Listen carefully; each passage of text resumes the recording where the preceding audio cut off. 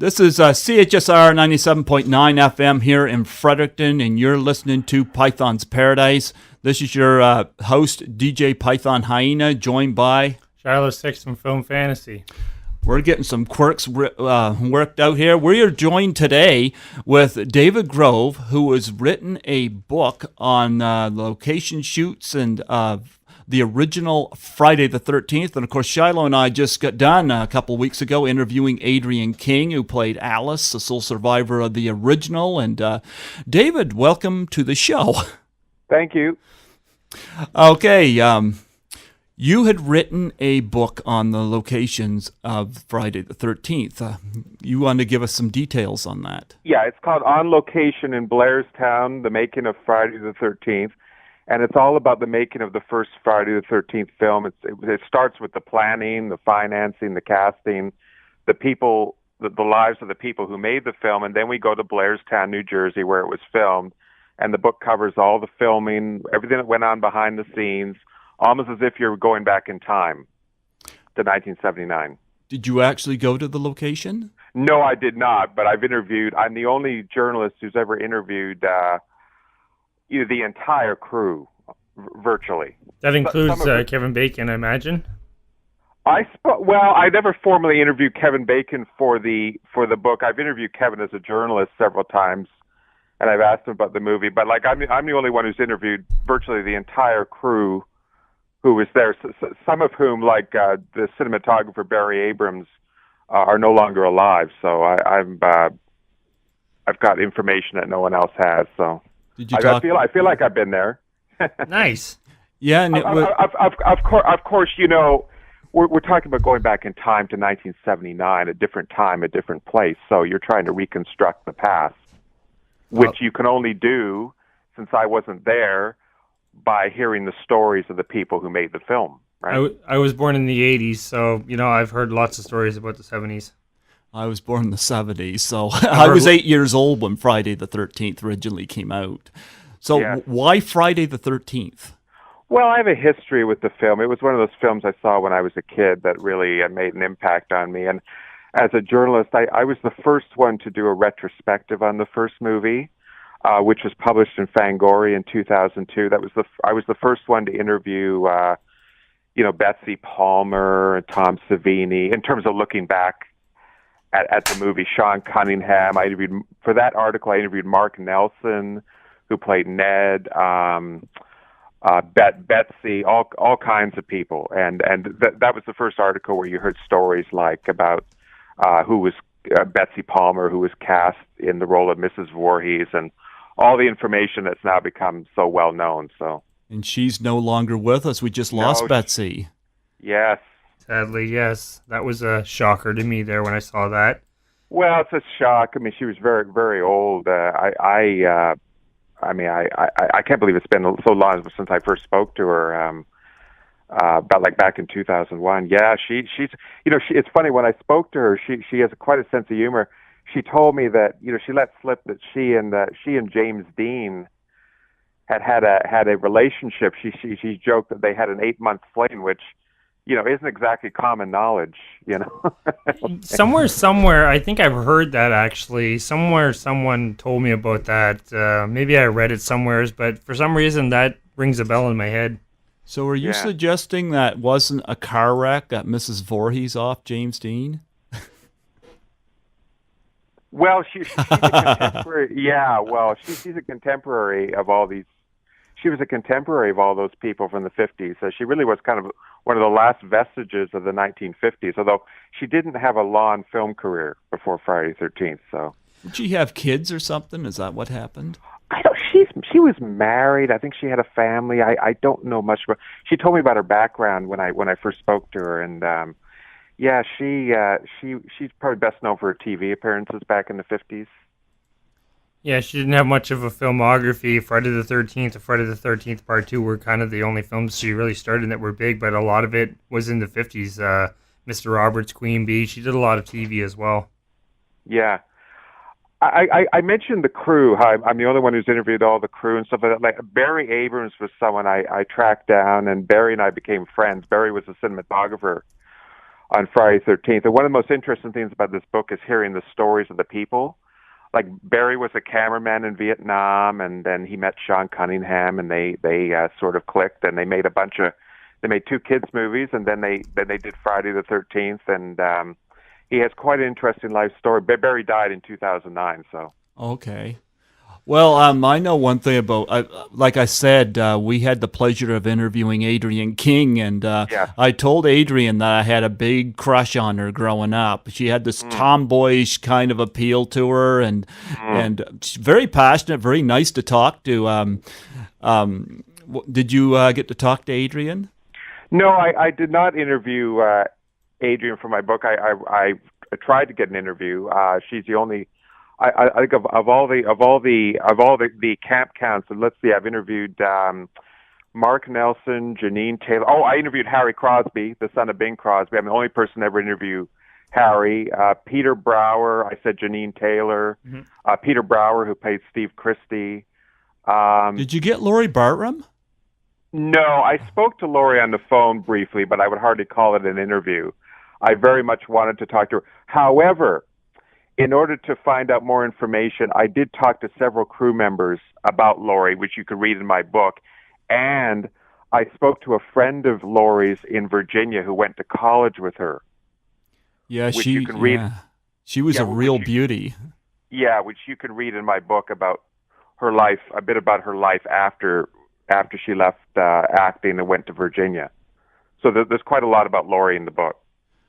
Yeah, well, Adrian King, surprisingly, it wasn't hard for me to get an interview with her. I just sent her a message on Facebook. And yeah, I know. Well, yeah, I couldn't believe it. If you read my book, I mean, I've certainly, I think I'd make a good private detective. I've interviewed, I'm the only person who, some of these people are no longer around, so. Yeah, I just noticed that Laurie's not around anymore. Okay, some of these people, like, what was Harry Crosby like? Oh, well, Harry, I contacted, Harry works in the financial services sector after he left acting, and I was very nervous because he's the son of Bing Crosby, and I didn't know how he felt. I spoke to him back in 2003 by phone, and he was very nice. He was very busy at the time, but he had some great stories, and I've emailed him since. Yeah. In the past few years, with questions and stuff like that. But he's very nice. He's very nice, and I think I'm the only person who ever spoke to him. So. Can he sing like his grandfather? Not really, but he told me the song he plays in the movie. He said it's I forget the name of it, but he told me the name of it, the song he played in the movie, and he told me about when his eyes got burned and he had to go to the hospital, and it's interesting. Again, he left acting to pursue a career in business, and it's almost like he's a different person now. But he was great, and there's a lot of stories in the book. So, what was Janine Taylor like? Janine Taylor was great. I interviewed Janine Taylor we kind of went back and forth by email back in 2013. And she answered all my questions, a very detailed interview. She also sent pictures from 1979 when she was cast in the movie. So she was great to talk. Her stories. I was very curious to find out what happened to her acting career after Friday the 13th. You could read about that. It's quite interesting. She was great. She was great. Well, I just bought the double Blu-ray of Crystal Lake Memories. And one story I really feel bad that happened. Maybe they couldn't help it, but I think it was Janine Taylor that mentioned this, and she felt bad about it, that they actually killed a real snake during that cabin scene. Yeah, I know they did, and Sean Cunningham felt bad about that. I don't have my book in front of me, but I don't recall off the top of my head. I seem to believe that it was Tom Savini who found the snake in his cabin, and that's where they got the idea to use the snake. And I don't remember that I know the snake was killed, but I don't remember exactly who killed the snake specifically. But it was Tom Savini who found the snake in his cabin, and that was the inspiration for the scene. It wasn't in the script, so. Oh wow! So what? By the way, Tom Savini wrote a foreword for my book. We was just going to bring that up. Yeah, we were just going to bring that up, Foreword actually. for my book, yeah. What's it like working with Tom Savini, or speaking with him, talking with him? Well, I've interviewed him many times over the years. I've had correspondence by email. Actually, my publisher was the one he's working on Tom's biography, so he got Tom to do the foreword. So Tom Savini's definitely one person that I would like to speak to. I think he's got a million stories behind his belt. sure. Well, would you like to ask me about any of the scenes or stories in the book? Oh, Yeah, we're absolutely. going to get to that. Yep. We've. How long have you got? Can you talk a half hour or an hour? Sure, half hour. Sounds good. We could do either way. We could. Okay, great. Yep. We talked to Adrian King for an hour on here. We're just kind of taking it slow. Who else? You mentioned Tommy. Tommy Wiseau. Tommy Adrian Wiseau. King. Yeah, we talked to Tommy Wiseau at The Room. You remember that movie, The Room? No, I didn't. It's notorious for being a bad movie. Oh, okay. Yeah, Rifftrax was raving on that. Yeah, Rifftrax had some fun with that this year. No, it's a film from 2003. It's a very simple story, but the film is a kind of a masterpiece of a train wreck. It's one of those films that's been hailed as the worst, one of the worst films of all time. But yet, millions of people absolutely love to go back to this film. Oh well, did I saw the documentary, The Best Worst Movie about Troll 2? Yeah. That was fun. I enjoyed it to a point. It went too long. You know what I mean? Yes. The film itself is so obscure that it's hard to get attached to it. The best parts of that movie were about the fragile nature of celebrity, especially. I think we talked by message about these conventions, which I've never been to. About how this kind of a eerie celebrity that grows out of the internet, and someone who was in a horror movie 25 years ago now is uses that as the basis for their entire life.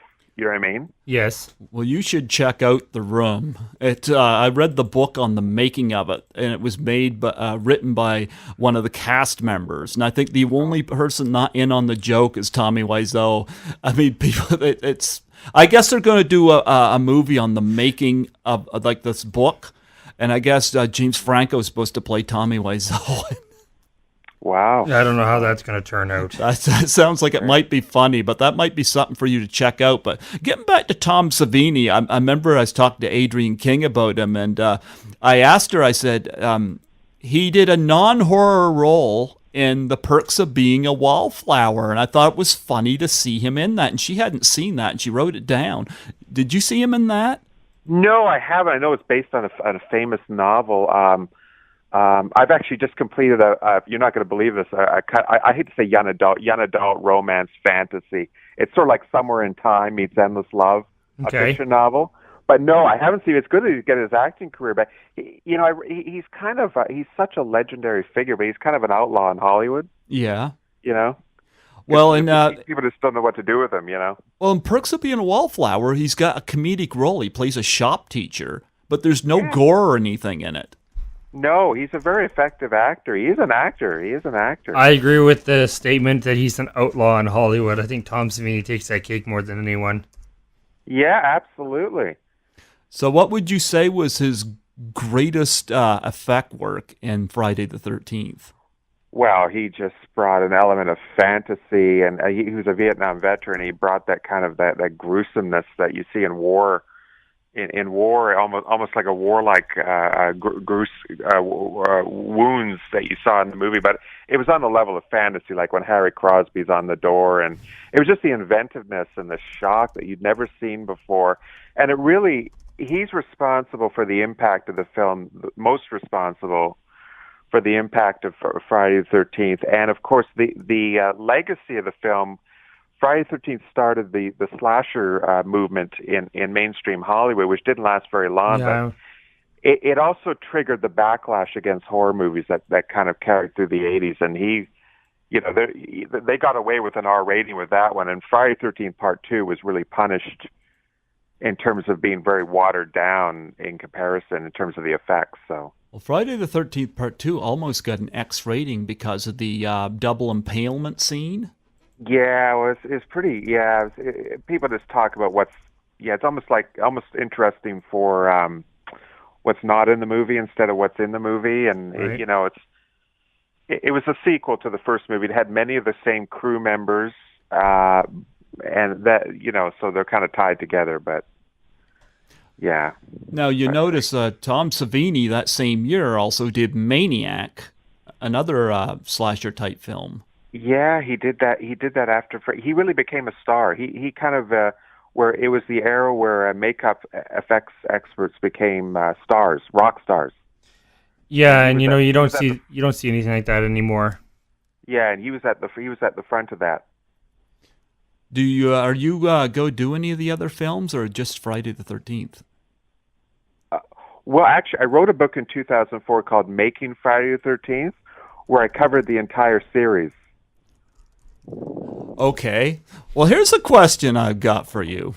Now, this is not quite off topic, but I grew up with these films, and I never watched them to watch the kill scenes. I always liked all the women that they managed to get cast in these, and I had a favorite female in every one of them. Like Adrian King, Amy Steele, Tracy Savage. Yeah. What one? Any of the women that stand out to you?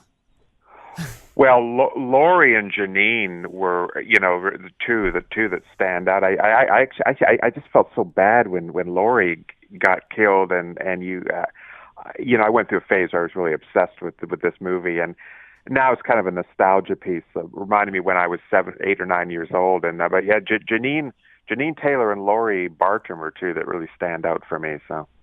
It's kind of like in part 3. I hated it when Tracy Savage got killed off. Like, I thought she was the hottest female in the movie. Wasn't there a character in that movie, part 3, who's Andy and Debbie, who's pregnant? Yeah. She's pregnant, isn't she? Yeah, she is. Yes, she is. That's kind of a gruesome subject. Yeah, She's the one who gets the fireplace poker right in the stomach. No, she was killed in the Andy and Debbie. hammock. Right. She's great. It's this kind of a gruesome little subtext, isn't it? Yes, Yeah, it a little. is. I wish she had been the sole survivor. I thought she was the hottest one. It's always bad when the one you got the crush on gets killed earlier. Yeah. You have a book you've also written called Jamie Lee Curtis, Scream Queen. What's that all about?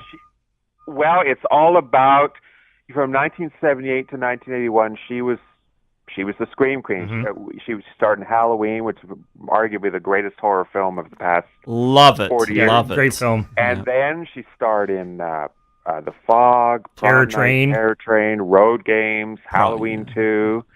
And the book covers that entire period in terms of her life, her career, and behind the scenes of the movies. Yeah, she was the original Scream Queen, and then they gave the title to what's her name? She was in the remake for Rob Zombie's Halloween, Halloween 2. She was also in Halloween 4 and 5. Prompt Taylor, I don't know. I didn't like her though. But she's got a series coming out, which I'm very happy about, obviously for the book. But it's nice to see she's relevant again.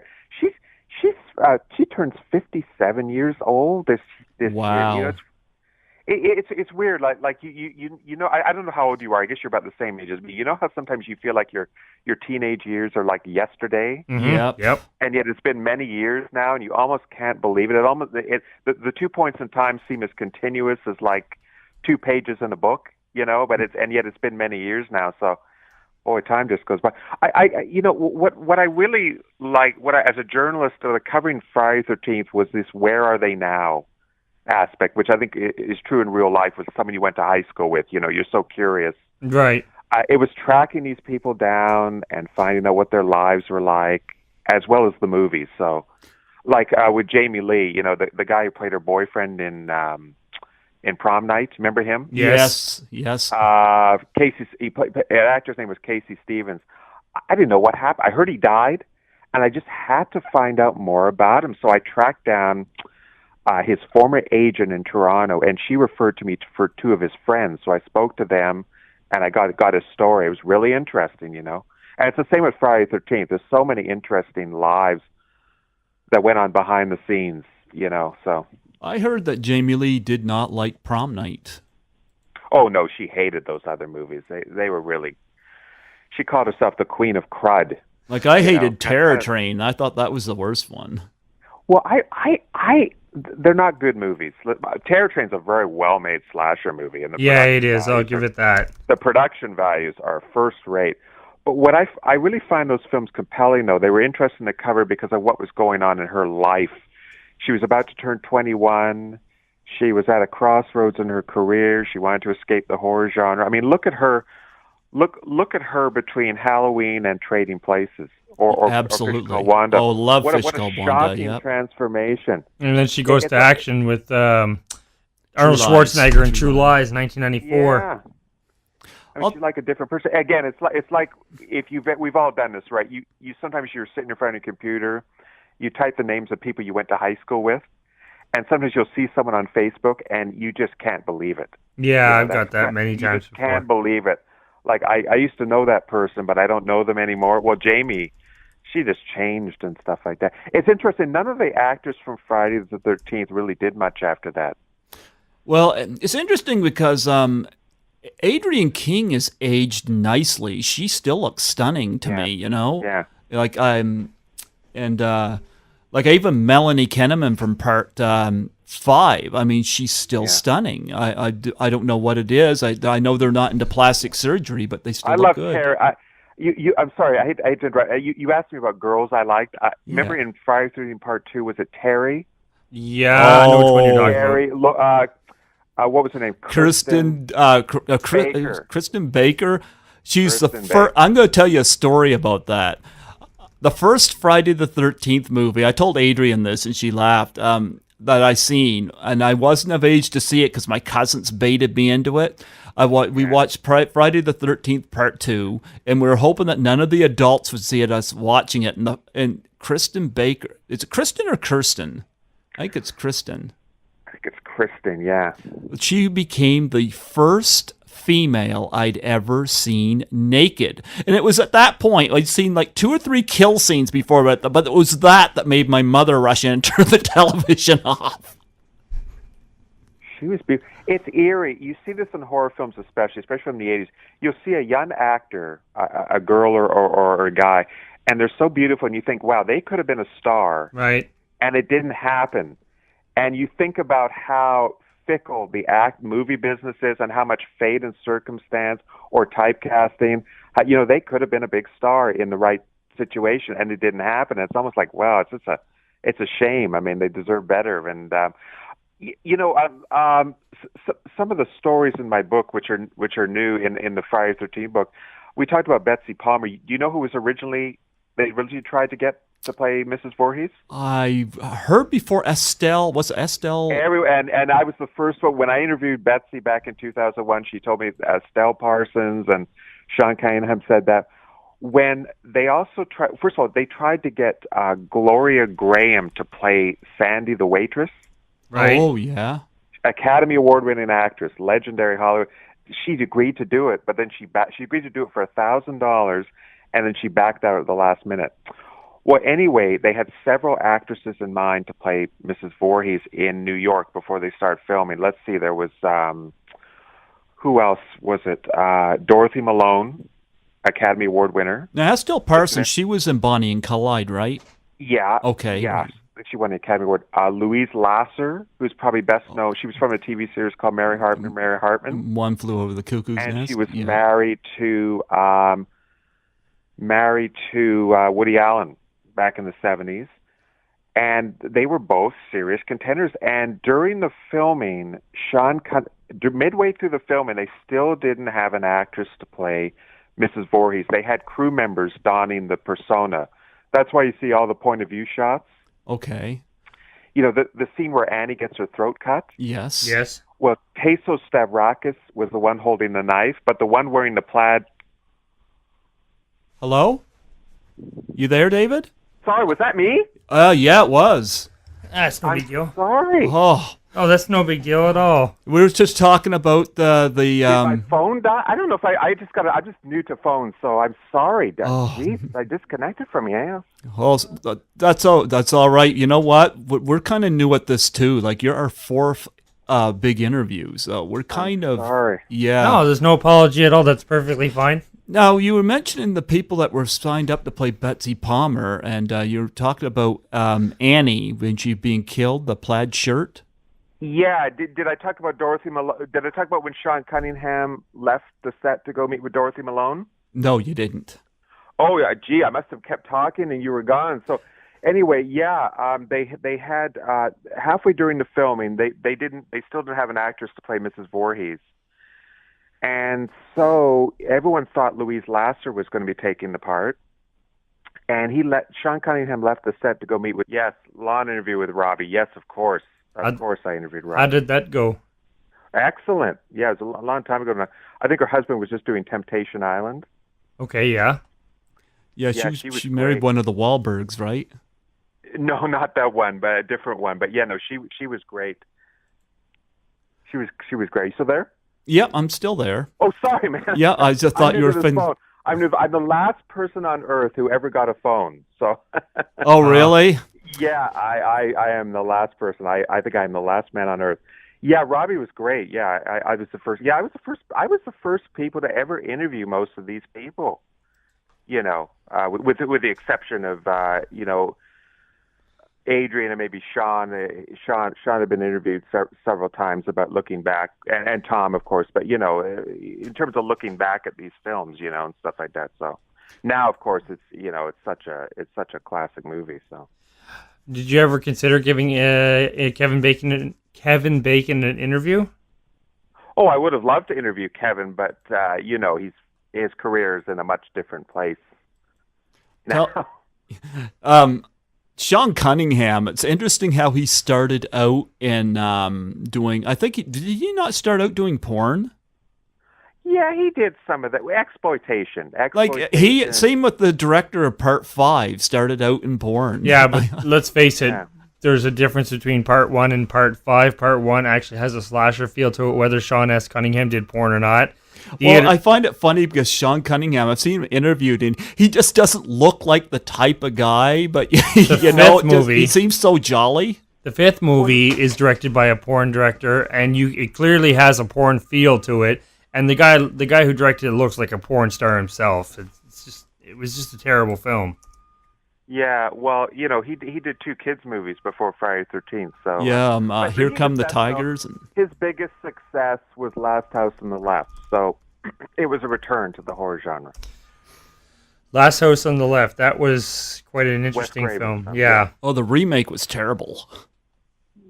Yeah, I saw that. It's one of those movies I have a tough time watching. Last House on the Left. Well, the original I reviewed it a couple of years ago. The original from '72, and it was quite awkward to get through. Yeah. Yeah, for me. Except for me. I found the original hard to get through, but I hated the. And I understand the qualities of it. I love the irony of it. Which even the killer, as Roger Ebert pointed out, when the killers end up spending the night with the parents. I get all that. That's very effective, but it's a tough. And like the remake, as Python said, was pretty bad. I'll agree with that. Yeah, they made excuses, like they had the youngest boy survive and whatnot, and it's almost like they were making it too conventional, as opposed to making a real movie. All these remakes are conventional. Did you see that Thing prequel? The which one? Oh, yeah, I did. It was horrible. Where it wasn't a bad movie. Which one? The Thing. I enjoyed it. Having Americans. The prequel? Yeah, I enjoyed both of them. Americans in the cast. I was on the set and how can he justify? I understand the commercial motivation for having Americans in the cast, but it's instead of having Norwegians, right? I mean, it's just dishonest. It's just I like the prequel because it actually followed up to the original. And I mean, let's face it, you go back 25 years and we got this one here. People thought it was a remake, but it wasn't. It was a prequel, and it actually builds up to the events of the original film, which I love the original as well. Yeah. So are you going to do any of the other Friday films, like as a solo project, or are you just doing that with the original? No. I'm a film journalist. I've done several books now in this genre. I'm going to be doing non-horror books, film books. I'm doing this is really off the beat. I'm starting a biography on Jan Michael Vincent. Okay, I know that name. Who is that? Oh, he was on. He's probably best known for being on Airwolf. Okay.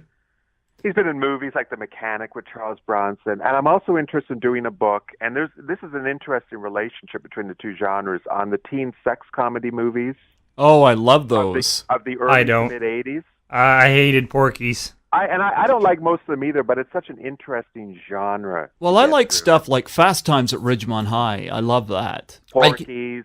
I'd consider Private Fast Times at School. Ridgemont High more of a dramatic comedy because it deals with life and issues, whereas Porky's is just about five morons trying to get into a bar. Fast Times at Ridgemont High, but you know what? I always found the film mean-spirited. I thought that was a flaw. I think it is a mean-spirited I felt film. the exact same way about the film. You know, I found it was thought that mean-spirited. a flaw, and I thought that was a weakness of the movie. But as I've gotten older, and it's unbelievable, the movie's always over 30 years old, I realize it's probably more like high school than I want to remember. Well, that's I found the movie to be very realistic in its portrayal. I found. Yeah, I did. Yeah. I did. I said I came around to the idea that it's probably more like high school, although I didn't go to high school in California. You did. I didn't find it mean-spirited, though.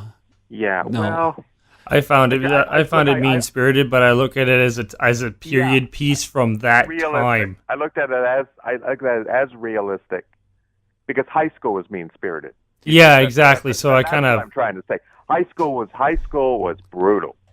yeah. It's something you realize, which is something we realize when time goes by. You know what I mean? The Yeah. Last American Virgin, that might be one you might want covered. Yeah. What's interesting about covering this genre, we can all name 10 or 15 movies, right? Porky's, Fast Times, Private School. There's like 50 others that were made independently, which never got distribution. It's like it's like an onion. You just to keep digging, and so it'd be quite a subject. So those two subjects are probably something I'd be interested in doing. Would you put Risky Business in that group? I'd put any film that has teenagers and some element of nudity or sex. Yeah, I'd go for that. You know, Risky Business. I think it's So I more wouldn't about one coming into include his Pretty own. in Pink. I wouldn't include Pretty in Pink or Breakfast Club Or 16 or Candles? those movies. You know. Okay. Well, that's definitely an idea. I'd actually, if you came out with a book for that, David, then I'd consider buying that and reading it. Absolutely. Yeah. Again, I'm not. Am I a fan of most of these movies? No, I think they're disgusting, lurid. I agree. But that's interesting. You know, interesting people. And you talk about porn. And what's the relationship? But in the '80s, you had the slasher movies and the teen sex comedy movies. Right. They were kind of one and the other. They kind of ran parallel with each other. Some of the actors worked in both. Sean Cunningham, his most successful film after Friday the 13th was Spring Break. That hasn't come out on Blu-ray yet, has it? I don't think it has. No, I don't think so. No. That was that might have been his own. Was only a success after Friday the 13th? It's his most successful film as a director after Friday the 13th. Well, interesting story. His next film after Friday the 13th was Strangers Watching, which was a bomb, and many of his crew members joined him. And you know, when that flopped, he kind of decided to go back to the exploitation. He did the New Kids. Barry Abrams decided, you know, Barry Abrams thought Friday the 13th was his ticket to the big time, and when somebody's watching failed, he realized there was no future to that. So Barry and a lot of the crew members, Barry went back to doing toy commercials. So The New Kids. Yeah, I've actually reviewed that film. I reviewed it quite a few years ago. Yeah, I don't actually. even think Sean liked the New Kids, but it had Lori Loughlin, it had James Spader in an early role. Shannon Yeah. Presby. Yeah. yeah, But no, I don't think even Sean liked it. I think he just did it because he owed the studio another film. Is that true, or do you know anything about that? he signed a production. He was hot after Friday the 13th. He signed several production deals with studios. Columbia Pictures was one. And he did several films, and except for Spring Break, they weren't commercially successful. And, you know, that just, you know, reinforces the idea that Friday the 13th was just he hit something and it paid off. So.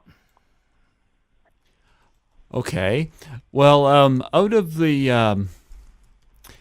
everybody you interviewed from Friday the 13th, Yes. I gotta ask, who were you most anticipating to talk to? Like, who just gave you the butterflies that you couldn't wait to talk to? Oh, wow. Well, I tell you what, I mentioned Barry Abrams. I tracked down Virginia Field, who lives in Europe, who's a production designer. Again, I'm the only person to interview her. She was I was so excited to interview her. And she told me, guess who lives nearby? Barry Abrams. So I tracked down him. I was probably so excited to talk to him. He was a cinematographer and just has so many stories, and we became friends. And I mentioned Harry Crosby because of his lineage, and no one ever talked to him before. And yeah, just they're all again. It's those unanswered questions, and you meet these people, and they have so much. You just want to know everything. So that's the anticipation, Did you ever get to talk to Walt Gorney? No, Walt Gorney died. Oh man, again, you love him, don't you? I did love him, but Is that who I think it is? Crazy Ralph. Crazy Ralph, yeah. Yeah, I asked so many people about him, just like Laurie Bartram. I said, "Tell me about Walt," and you read that in the books and stuff like that. So. Yeah, Walt Gorney made appearances in Trading Places and Easy Money with Rodney Dangerfield and yeah, he was a veteran actor. Yeah. And one of the crew members said he was a lifer who didn't get much out of acting as he wanted, but he couldn't give it up. Well, I think it was, I don't know whether it was Adrian King. Somebody say he was a very strange dude. Yeah, I kind of got that impression from him as Crazy Ralph from the original movie. He seemed to act that part a little too well. Yeah. Peter Brower, what was he like? Steve Christie. Well, we contacted via email, and he answered all my questions. Well, after me. He didn't. I don't think he did any more interviews after me because I took up so much of his time. And I would try to email him again. He said, as I recall, I've already answered your questions, which he did. And but he was great. He answered all the questions, and yeah, he was great too. Steve Christie. Steve Christie's the one I just think when he comes back to the camp, and I just think how things might have been different if he had come back at that time. So yeah, but he was great. Yeah. And Mark Nelson, what was he like? Mark Nelson was great. I interviewed him back in 2001. I've spoke to him several times over the years. He actually called me on a Saturday morning. Yeah. I get a phone call. This is when I was doing the retrospective for Fangoria. I get a phone call. I said, hello? This is Mark Nelson. So I grabbed my notes, and it was pretty wild. Yeah, it was pretty exciting. And, of course, did you talk to Ron Milkey, who played the cop? Yes, of course, Ron Milkey. Yes, I talked to Ron Milkey. We talked, also emailed back and forth, and you get to know these people. You get to know that. Barry Abrams and I became friends. Many of them sent pictures, for the book and stuff like that, and yeah, you get to know these people, in a way, in a sense. Well, what's interesting is Ron Milkey, he's such a stern character as this cop, but you see him interviewed, he goes to the conventions and stuff. He seems very lively. Yeah. Now, I don't remember the name of the couple that was killed at the beginning of the film. Did you talk to them? You talk about two people. Probably the biggest mystery was those two people. I never interviewed either of them, but I asked all the crew about them, and I found out some information. So, Willie Adams and Deborah Hayes. Yeah, Deborah Hayes. That's it. She had that great close-up. Yeah. Just before I tried as hard as I could to find. Deborah. I just couldn't find her. What kept you from talking to Adrian King? Just no connection? Well, I emailed her. I just never got a response. Oh. I find it strange because I couldn't believe Shilo here got the interview for Tommy Wiseau. I know. And it was I know. I just kind of went back to my childhood and I thought Friday the 13th. Immediately, because I had a crush on Adrian King, I just sent her a Facebook message and I couldn't believe I got a response that easy. I couldn't believe it. I should have tried Facebook then. Yeah, I'm very, as you can tell, I'm very thorough. Well, yes. Yeah, she was great. If you She's quoted in the book via source material, which is documented from other materials and stuff like that. Right. So you get her story through other sources, which I credit in the bibliography. So, and let's face it, she's been interviewed so many times. I mean, Well, she was a doll to talk to us there. She Yeah. was very sweethearted and very open-minded. It was an absolute pleasure to talk to her. I'll have to whenever I go on Facebook. Like I said, I'd send you the link to this interview, and I'll send you the link to the Adrian King interview. Oh, So- good. Oh, yeah. Like we got a good response to that. It was interesting because, we were excited to interview Tommy Wiseau, but when we were going to interview Adrian, like she got us to call her, and I was just nervous typing her number in because it's like I had this crush on her. I was like, it's almost like revisiting a past flame, only it's somebody you haven't met, just somebody you liked. Yes, of course. Well, she was great in the movie. I love. It almost broke your heart in the opening of part 2 because she was so resourceful in the first movie, and then she gets killed in the in the second movie. It's like you kind of thought she was indestructible, and then it was very effective when they killed her off. But it's kind of Well, we did get Amy Steele out of that, and everybody loves her. Well, let's face it. I've reviewed the first Friday the 13th. I enjoyed the film. The second one, I did not enjoy. I did not like the fact that they killed her off at the beginning when she survived the whole ordeal from the first one. It just felt like the first was a waste. I wrote this book, as I said, I'm more interested about the people. I wrote this book because I wanted to do a book about the making of a single film, and what better film for me to do than Friday the 13th.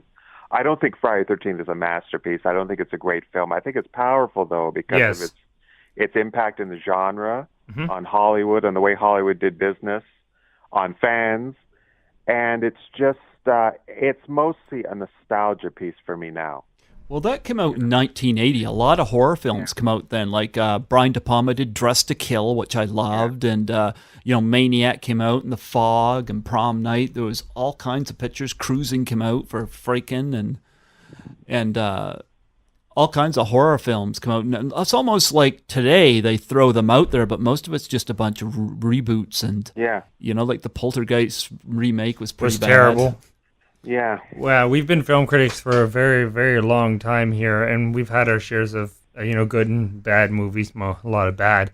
But, Friday the 13th, I did enjoy the film. And I look back on the piece as a period piece. Like, I've said to Python many times, the 70s was kind of psychological horror and spooky, scary, And then I've credited, and I'm going to go on record saying this, with Friday the 13th being the birth of the graphic slasher.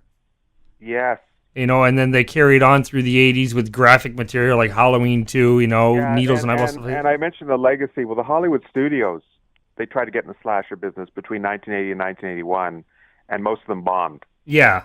From Happy Birthday to Me to He Knows You're Alone, and they all bombed. And so that was the end of that. I've actually seen He Knows You're Alone. I haven't. I want to get it. It was just released on Blu-ray. I've actually seen it. That and Don't Go Into the Woods, Don't Answer the Phone, Don't Go in the House, those cheesy slasher films. One of the ones that I really enjoyed, and I celebrated its Blu-ray release last year, was Ms. 45 by director Abel Ferrara. It's crazy how Blu-rays and DVDs have become this self-fulfilling prophecy. I was waiting for Endless Love of all movies with Brooke Shields because I saw it when I was a teenager. Well, the remake was awful. The remake was I haven't seen it, but just from what I've read, the remake was awful. I gave it a 1 out of 10. Yeah, 1 out of 10 for me as well. The book is one of the greatest novels I've ever read. I mean, and anyway, I was waiting for the DVD came out on Thanksgiving, so I bought it, and I didn't watch it until last month. So these things become. Listen, guys, the book On Location Blairstown, it's now out on Kindle as well. So. Oh, absolutely, yeah, definitely. Is it available? Is it available on like hardcover or paperback yet? It's a paperback. It's a large paperback. How big is the book? Oh goodness, it's about the size of a piece of paper. Oh, okay, perfect. 8.5 by 11 or something like that.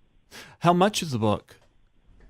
Oh, retail on Amazon is about $23. The Kindle's about $10.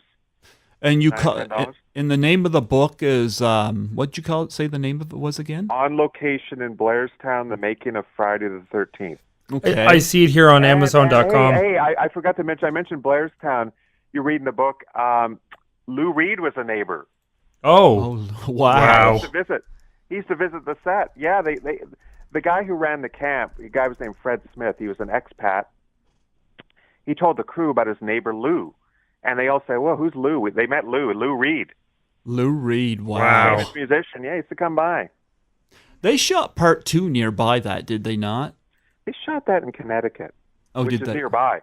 Okay. Blairstown is right near Pennsylvania, Connecticut. That's why Sean Cunningham was able to move around a lot. Okay, that explains that. I learned something today. Did Sean have any involvement with part 2? He did actually. He did. He more than people know. He wasn't credited, but he has a financial stake in all the movies. And of course, many of his wife worked on the sequel, and Steve Miner, who was his protege, worked on. And he was actually involved. He was involved in the planning, and he was on set, and he just made sure everything kind of went the right way. Did you ever go to any like the horror cons and No, I've never been to one of those. No. Well, it's interesting because we mentioned Kevin Bacon earlier. There's a few other people that emerged from this, like Corey Feldman and Crispin Glover. Like they came out of the final chapter. Yeah, they survived that. Yeah. In fact, I almost think they could have made a one of those sex and teen movies just using the characters that Crispin Glover and Lawrence Monoson played in part 4. Yeah. I love the Ted and Jimbo characters. Yeah. Again, they're all nostalgia for me now. So the first 4. The first 4. You know me, to give you an idea, man. I used to. I'm Canadian. You're Canadian. You remember when Super Channel exploded in the early '80s? How exciting it was. I used to watch the preview channels. Yes. Right. And you just over and over again. And then they'd show a Friday the 13th movie like on a Friday night. And remember back in the '80s, you could watch it even though the screen was gray. Right. You could see the outline. You could hear the dialogue. Yep. I would watch the movies. Did you ever do that? I haven't. No. Oh, it was fun. Then when I finally saw them, I actually enjoyed them more when I watched them on the pay TV channel than I did when I saw them on when I finally convinced my mother to watch it on VHS. Did you ever see part 3 in 3D? No, I did not. No, I missed that too. They're actually planning on re-releasing it in 3D next year. I found that out today, actually. Wow. What did you think of the remake of Friday the 13th? As bad as we did? I didn't like it. It's not a remake. That's the first thing. It's not, as I write in my book, it's not a remake. It's more of it's more in common with the Texas Chainsaw Massacre reboot.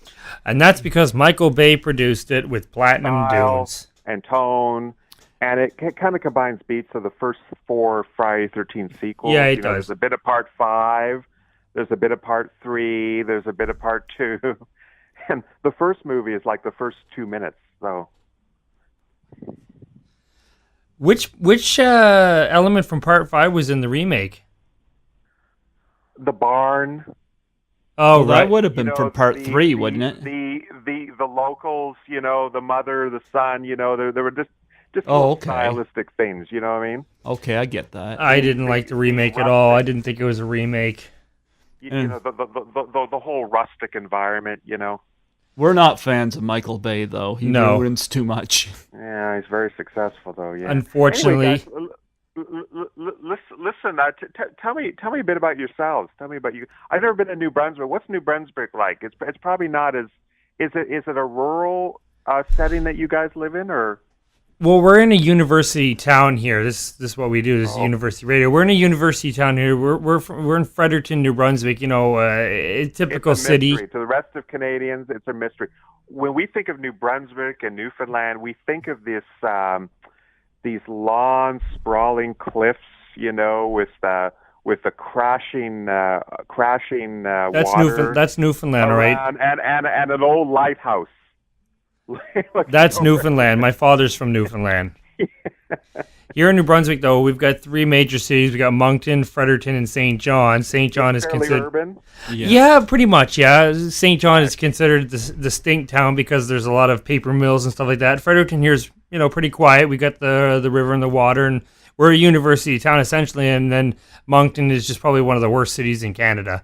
So, like here, it's really peaceful and it's really quiet. Everybody here is friendly and nice. And, I've been in Fredericton for about a year and a half now, and it's actually a really nice spot. It's a good place to do events and stuff like that. They say Alaska is a place, there's two people live there, the people who were born there and people who are running away from something. Is that kind of like New Brunswick? Moncton for sure. You can be born there, and within 15 years, you're definitely running away from the place there. There's nothing good that came out of there at all. But New Brunswick, we're prided on community and green rivers, like stuff like that. I have no doubt it's beautiful. I just want to, we have the rest of Canada. We have this image. We just have this perception that it's desolate. That's what people think. Well, most people think Canada, we live in igloos. People from yeah, kind of. Well, like I said, Western Canada's... Who's your next interview? Richard Roper. Richard Roper. We interviewed Peter Sobczynski yesterday from eFilmCritic.com and RogerEbert.com. That was a treat. Next up is Richard Roper. Fantastic. When are you talking to him? June 27th. I'm also trying to line up an interview with Christine DeBelle, who was in Meatballs. Oh, don't say the word. She was in Meatballs. Yep. Yes. And she was in The Big Brawl. She's beautiful. I love Meatballs. Alice, the X-rated musical. I talk about the relationship between the teen sex comedies and the, not that Meatballs is a teen sex comedy, but you know what I'm talking about. Right.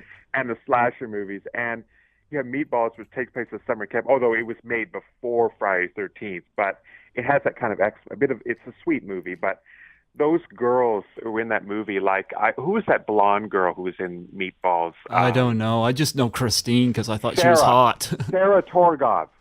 Okay. Remember her? Oh. No. Yeah, I just remember Christine because I talked to Christine on Twitter quite a bit, and she said she'd absolutely do an interview. But fantastic. She lets me flirt with her, which I'm honored, because she's still beautiful. She's still beautiful. Is she the one? What's she doing now? She's still doing independent films. Where is she? I think she's in L.A. Yeah, a lot of them go to L.A. Yeah, it's interesting with Canadian actors, especially Canadian actors, and I covered this in Jamie Lee Curtis. Some stayed in Canada and kind of, there wasn't much here, and some went down to L.A. and gave it a shot down there. Remember Lisa Langlaw? Yes. Oh, Lisa, she was in Class of 1984. She was in Happy Birthday to Me. I'm trying to get an interview with her, but I can't seem to get hold of her. Oh, wow, I've read many interviews with her, so she'd probably get her. Lenore Zann was another one, and... Matt Craven went down there and he had success, Yeah, I messaged Lisa Langos on Twitter. She has her page for her family and friends and one for her fans. And I sent her a message. I'll send her another one, but I'd love to interview her and talk about Class of 1984 where she played Patsy. I love that movie. I interviewed Mark Lester, the director, back in 2001, which I'll always remember because it was just before 9/11. Right. Yes. And you mentioned Jamie Lee Curtis. You gotta love PJ Souls, of course. Oh, I love PJ. And Jamie's got a new TV series out, which I'm really excited about, not just for her, but because it'll restore people will be interested in my book, of course. But because when my book came out, she'd almost retired from acting, so Wow. Great. Well, listen. I'm watching the movie Argo right now. So great movie. Is there any other questions? How long have we been talking? We've been talking for about an hour. In fact, we're just about ready to close off. Yeah. First off, we'd like to apologize for the technicalities here. No problem. I thank you for your patience, though. But we'll have to work whatever this is out, and because we're a community station, and yeah. Well, have you got it recorded? It's recording now, and when it gets I'll send you a message on. Send me the link. Yeah, send me the link so I can post it on my page. Great, and you can post it on your page. Great. Well, any other questions? Have you ever considered traveling down to Canada here? Traveling to New Brunswick, which is what I was getting at when I talked about St. Joseph. Yeah, I just love it. It's one of those places that it's kind of a mystery. And yeah, I'd love to go there. Or the same with down south in the United States. You know, should come here to Fredericton during the Silver Wave Film Festival here in November. Yeah. You look that up online for the Silver Wave. They celebrate Canadian film. Yeah, us Canadians are quite mysterious. We like to keep it that way. Yeah, great. Well, so your book is on location in Blairstown, the Making of Friday the 13th. So, yeah, we'll send a special plug out for that book. I think I'm going to order that book. I would really like to check that out. Great. Thank you very much. Well, you have yourself a great day, and, maybe we'll talk to you again sometime in the future, and I'll send you the interviews to Adrian King and send you this one. If you have any more questions, just send me a message, okay? Okay, well, thank you for your time. It was very nice to talk to you, David. Take care. Bye-bye. Have a good day now.